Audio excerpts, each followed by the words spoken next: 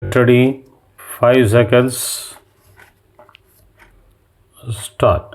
I am grateful to the Education Minister of Maharashtra State for having agreed to inaugurate this conference and to welcome the guests.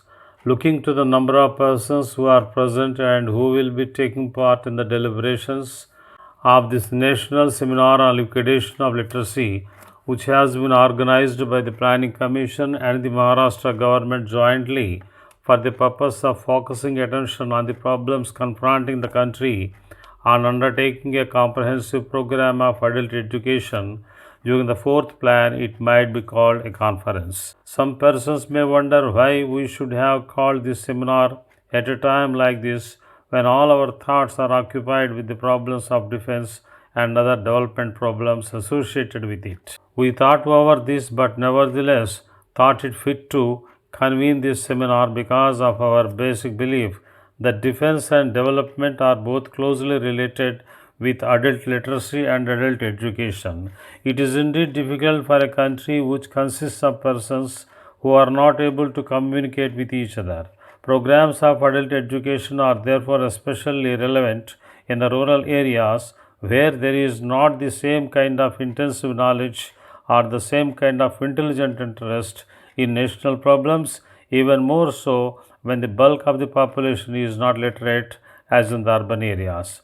Obviously, in the rural areas, which represent the bulk of the country, if we want to develop a feeling of what we call an intelligent and purposive nationalism, feelings of emotional integration, understanding of what India is and what its different parts stand for, how they are linked together, it is impossible to do it merely by organizing a series of lectures which all the villages will attend. Literacy is the most important instrument for communication and therefore, from the point of view of defense itself, it is essential that our adults in the rural areas and women more than men should be furnished with the equipment which will enable them to understand what is happening in the country and to develop feelings of integration and, as I said, purposive and intelligent nationalism. When we are discussing the relevance of adult education in a period of national emergency, we must remember that men who are mobilized for service in the armed forces have to be supported by people who live behind the front. Many of the recruits in the armed forces come from the rural areas. Therefore, it is important that the rural areas should be well informed on the whole subject of what the fighting is all about. This cannot be done merely by word of mouth. It has got to be done through written communication, through posters, through pamphlets, or through other written materials. And if the written material is to be understood, it cannot be done without literacy. We must also remember that in the present context, the country has to go all out to develop economic self reliance and mobilize all its economic resources for meeting its consumption requirements. For this purpose, maximum utilization of the manpower resources of this country can be a major instrument. One lesson we learned in the last few months is that we have not been making enough use of our manpower in this country. Our economic development and our plans and our programs have been far too much oriented to dependence on foreign machinery and foreign imports of various kinds. While it is important that we must industrialize, mechanize, and go in for sophisticated and modern ways of production, still the fact remains that from the point of view of self-relevance, we have a very big place for the utilization of manpower as such.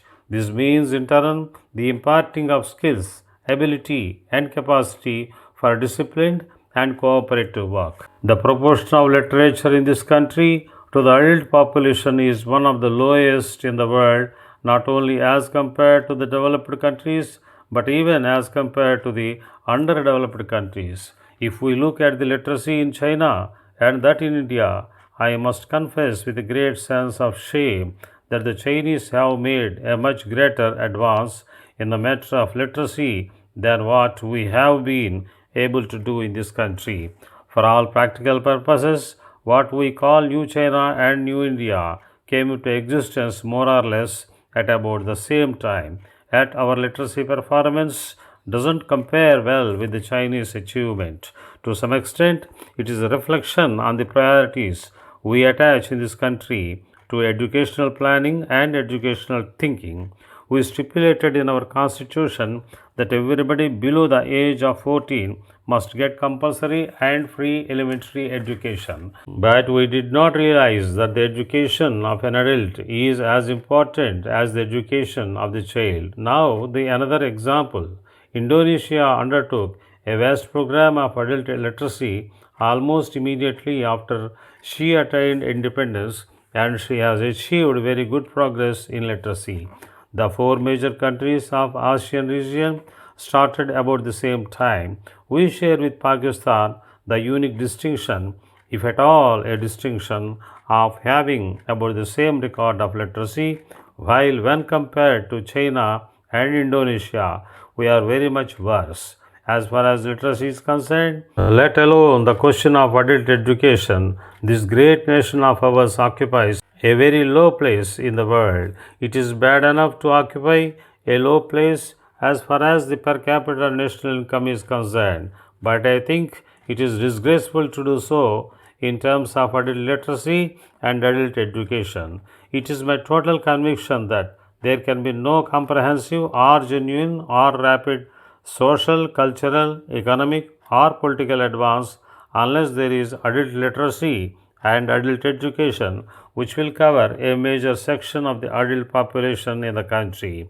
Compared to that, the position in which we find ourselves after so many years of independence is something which is a cause for great satisfaction. I think we must think in terms of wiping out illiteracy completely in a few years.